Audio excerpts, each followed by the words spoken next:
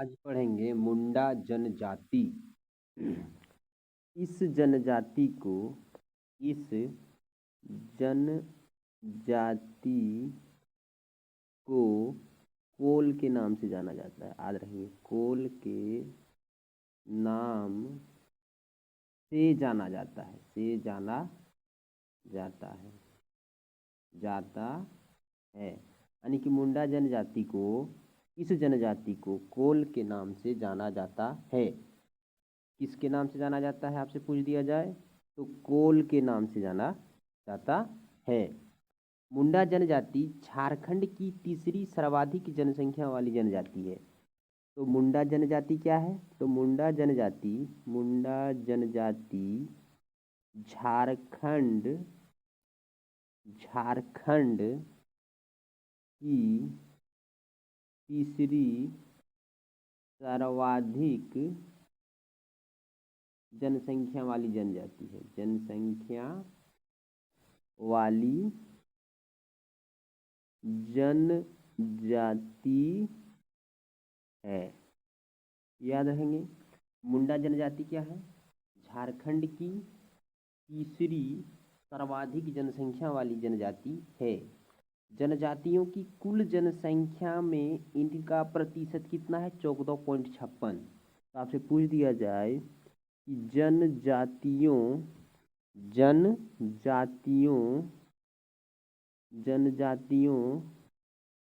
की कुल जनसंख्या में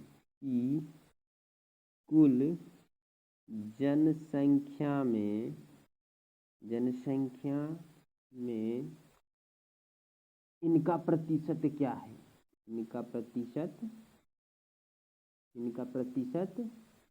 क्या है?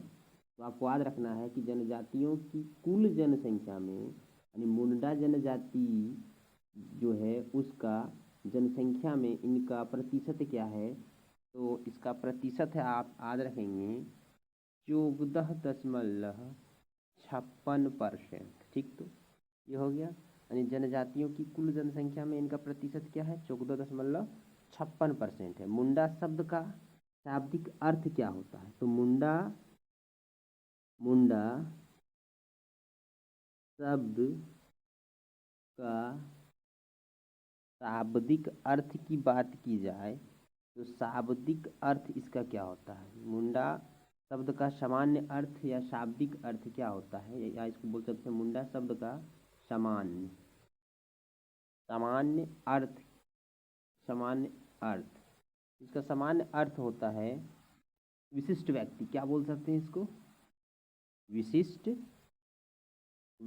व्यक्ति। इसको बोलते हैं विशिष्ट व्यक्ति। क्या बोलते हैं? विशिष्ट व्यक्ति। मुंडा शब्द का सामान्य अर्थ क्या होता है? विशिष्ट व्यक्ति। और गांव का राजनीतिक प्रमुख होता है।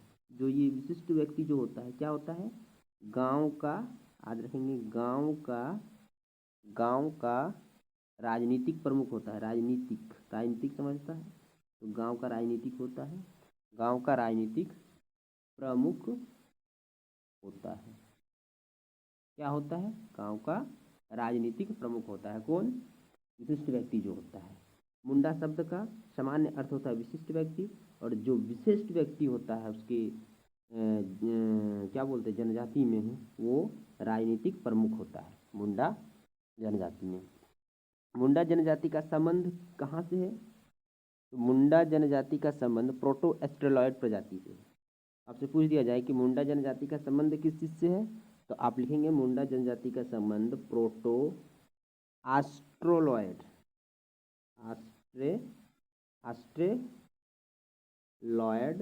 समूह से है। बस याद रखेंगे, इसी समूह से ये बिलोंग करता है। इसी समूह से है या प्रजाति से है। तो मुंडा जनजाति का संबंध प्रोटो एस्ट्रोलॉयड समूह से या प्रजाति से है। मुंडा लोग कौन सी भाषा बोलते हैं? मुंडा लोग जो होते हैं, मुंडा लोगों की भाषा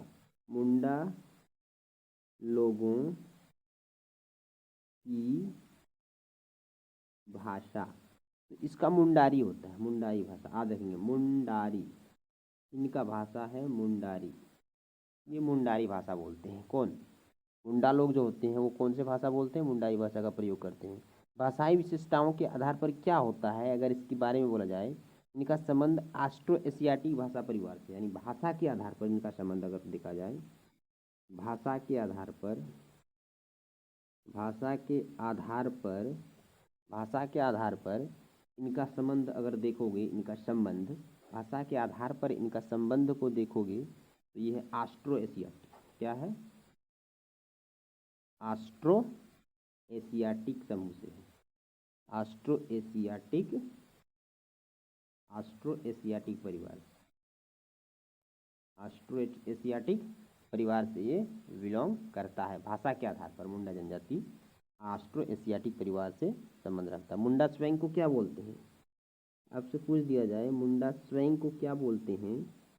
मुंडा स्वयं, यानी मुंडा स्वयं अपने आप को क्या बोलते हैं? मुंडा स्वयं को क्या बोलता है? तो ये बोलता है होड़ाको, होड़ोको, होड़ोको, होड़ोको बोलता है। अपने आप को क्या बोलता है? होड़ोको बोलता है। तथा अपनी भाषा को, तथा अपनी भाषा को क्या बोलता है? तथा अपनी भाषा को, तथा अपनी भाषा को क्या बोलता है? अपनी भाषा को बोलता है होड़। याद रखेंगे, होड़, होड़ होगा, होड़, होड़ जगर, होड़ जगर कहते हैं, ये याद रखेंगे,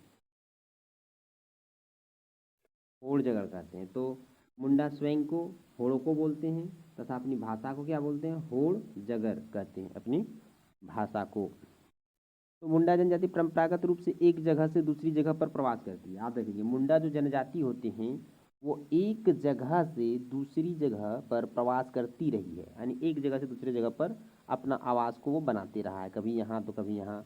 आर्यों के आक्रमण के बाद यह जनजाति आजिमगढ़, आजिमगढ़ का मतलब होता है आज का आजमगढ़, यानी उत्तर प्रदेश में बस गई जाकर। कौन? मुंडा जनजाति। घुमंतु जीवन था इसका एक प्रकार का, और ये इधर उधर भटकते रहते थे, प्रवासी के। आर्यों के आक्रमण के बाद यह जनजाति कहाँ बस गए? जब आर्यों ने आक्रमण किया मुंडा जनजाति पर, तो आर्य के आक्रमण के बाद, आर्य के आक्रमण के बाद, याद रखेंगे, आर्य के आक्रमण के बाद मुंडा जनजाति जो था वो आजमगढ़ में बस गया। आजमगढ़, आज आजमगढ़ की बात की जाए तो ये उत्तर प्रदेश में, आजमगढ़ कहाँ है? उत्तर प्रदेश में। वहाँ जाकर क्या कर गया? बस गया। जिसका पहला नाम क्या था? पहले इसको बोलते थे आजिमगढ़, आजिमगढ़, लेकिन आज इसको बोलते हैं हम लोग आजमगढ़। आज क्या बोलते हैं? आजमगढ़। आजमगढ़ कहाँ है? उत्तर प्रदेश। यानी आर्यों के आक्रमण के बाद मुंडा जनजाति आजमगढ़ में बस गई। आजमगढ़ कहाँ है? उत्तर प्रदेश में, और पहले इसका नाम था आजिमगढ़। तो ये हम लोग पढ़ रहे थे, तो बस गई। कालांतर में मुंडा जनजाति का प्रवास जो था वो कालंजर था। कालांतर में, यानी कालांतर की बात की जाए, कालांतर में इस जनजाति का जो था, कालांतर में मुंडा जनजाति, कालांतर में मुंडा जनजाति, कालांतर में मुंडा जनजाति का प्रवास जो था, प्रवास, कालांतर में मुंडा जनजाति का प्रवास जो था ये कहाँ पर था? तो आपको याद रखेंगे, कालंजर, कालंजर, कालंजर में था। कालंजर कहाँ था? कालंजर। गढ़चित्र, याद रखेंगे, गढ़चित्र यहाँ पर था। गढ़ नगवार, गढ़, गढ़ नगरवार, याद रखेंगे, गढ़ नगरवार। गढ़ धरवार, गढ़ धरवाड़, याद रहेंगे। गढ़पाली, गढ़पाली, यहाँ यहाँ इनका निवास स्थान था। ठीक, तो गढ़पाली। गढ़ पिपरा, गढ़ पिपरा, गढ़ पिपरा। बीजनगढ़, हरिदनगढ़, लोकनगढ़, नंदनगढ़, बेतिया बिहार, रीजगढ़, राजगीर बिहार। तो यहाँ यहाँ इनके निवास स्थान थे। ठीक, तो बुरमू झारखंड में आकर बस गई, लेकिन ओमेंडा अंडा बुरमू झारखंड में आकर बस गई। झारखंड में इस जनजाति का आगमन लगभग 600 ईसा पूर्व हुआ था। आपसे पूछ दिया जाएगा, ये क्वेश्चन बढ़िया है, कि झारखंड में, झारखंड में मुंडा जनजाति का आगमन। अगर आपसे पूछ दिया जाए झारखंड में मुंडा जनजाति का आगमन कब हुआ था, तो आपको याद रखना है आगमन 600 ईसा पूर्व, 600 ईसा पूर्व हुआ था। ठीक, तो 600 ईसा पूर्व में ही मुंडा जनजाति झारखंड में आकर बस गए थे। झारखंड में मुंडा जनजाति का सर्वाधिक संकेंद्रण की बात की जाए, यानी सबसे अधिक मुंडा जनजाति कहाँ मिलते हैं, तो झारखंड में मुंडा जनजाति सबसे अधिक कहाँ मिलते हैं, तो रांची में मिलते हैं। आ जाएंगे कहाँ मिलते हैं, रांची में मिलते हैं। रांची जिला जो है वहीं पे इसका संकेंद्रण सबसे अधिक मिलता है। किसका, झारखंड में मुंडा जनजाति सबसे अधिक कहाँ मिलते हैं, तो रांची जिला में मिलते हैं। तो याद रखेंगे। अतिरिक्त यह जनजाति, इसके अतिरिक्त यह जनजाति कहाँ कहाँ मिलते हैं, गुमला जिला में, गुमला याद रखेंगे, गुमला में मिलता है ये अतिरिक्त। इसके अतिरिक्त गुमला, सिमडेगा, ठीक, तो सिमडेगा हो गया आपका। सिमडेगा के अतिरिक्त आपका हो जाएगा सिंहभूम में मिलता है, सिंहभूम, सरायकेला, इसके अतिरिक्त यानी सबसे अधिक रांची में मिलता है, लेकिन इसके अतिरिक्त की बात की जाए तो गुमला, सिमडेगा, सिंहभूम, सरायकेला, खरसावां और खरसावां में निवास करती है। कौन सी जनजाति, मुंडा जनजाति। सबसे अधिक मुंडा जनजाति झारखंड के रांची जिला में पाई जाती है। इसके अतिरिक्त गुमला, सिमडेगा, सिंहभूम, सरायकेला और खरसावां में पाई जाती है। तमाड़ क्षेत्र में रहने वाले मुंडाओं को तमाड़ी मुंडा कहते हैं। तमाड़ क्षेत्र में जो मुंडा रहता है, तमाड़ क्षेत्र में रहने वाले मुंडाओं को क्या कहा जाता है, याद रखेंगे, तमाड़ी मुंडा। ठीक, तो तमाड़ क्षेत्र में रहने वाले मुंडा को क्या बोलते हैं, तमड़ी मुंडा या पातर मुंडा। याद रखेंगे, या पातर मुंडा कहा जाता है। यह जनजाति केवल झारखंड में ही पाई जाती है। याद रखेंगे, यह जनजाति केवल कहाँ पाई जाती है, यह जनजाति केवल झारखंड में पाई जाती है। यह जनजाति केवल झारखंड में पाई जाती है।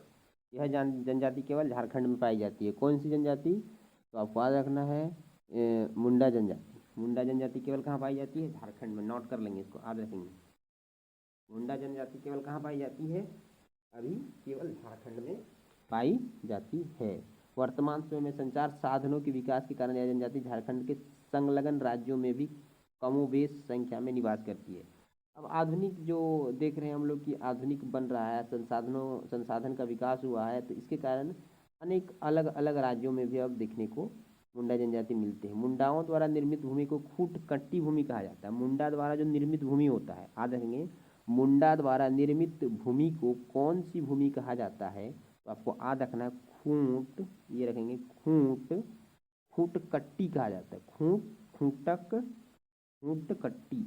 कट्टी भूमि कहा जाता है। ठीक, तो यानी याद रखेंगे इस खुटकट्टी भूमि किसे कहते हैं, तो ये खुटकट्टी भूमि किसे कहते हैं, तो याद रखेंगे खुटकट्टी भूमि उस भूमि को कहते हैं जिसके द्वारा मुंडाओं द्वारा निर्मित भूमि को, यानी मुंडा द्वारा जो निर्मित भूमि होता है, अपने द्वारा जिस भूमि को बनाता है उसे खूटकट्टी भूमि कहा जाता है। इनकी प्रशासनिक व्यवस्था खूंट होता है।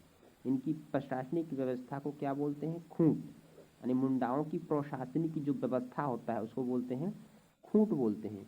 आशय परिवार से होता है। खूंट का आशय किससे है, खूंट का आशय है परिवार से। आधे खूंट का आशय है परिवार से। खूंट का मतलब होता है परिवार। यह जनजाति मूलतः झारखंड में ही पाई जाती है। याद रखेंगे नोट, ठीक, तो नोट याद रखेंगे, यह जनजाति केवल झारखंड में पाई जाती है। यह